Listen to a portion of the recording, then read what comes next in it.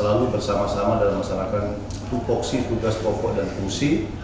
Menindaklanjuti arahan Presiden Republik Indonesia dalam rapat koordinasi nasional pemerintah pusat dan pemerintah daerah awal bulan lalu, pemerintah Kota Palembang akan mulai menerapkan penghematan belanja perjalanan dinas pada tahun anggaran 2024. Seluruh organisasi perangkat daerah diminta untuk melakukan perjalanan dinas secara efisien, efektif, dan tetap memperhatikan target kinerja yang ingin dicapai.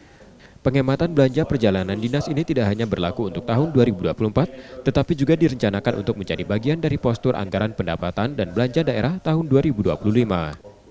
Dana yang berhasil dihemat akan dilakukan untuk meningkatkan kesejahteraan warga Kota Palembang. Jadi artinya di akhir tahun ini, sekitar masih sebulan lagi dalam pelaksanaan anggaran di 2024, maka kami akan selektif untuk perjalanan dinas atau kegiatan-kegiatan seremonial yang tidak perlu, itu akan kami tunda atau kami hilangkan sehingga nantinya dana anggaran tersebut dapat digunakan seperti kata Bapak Presiden untuk kesejahteraan masyarakat di Kota Palembang.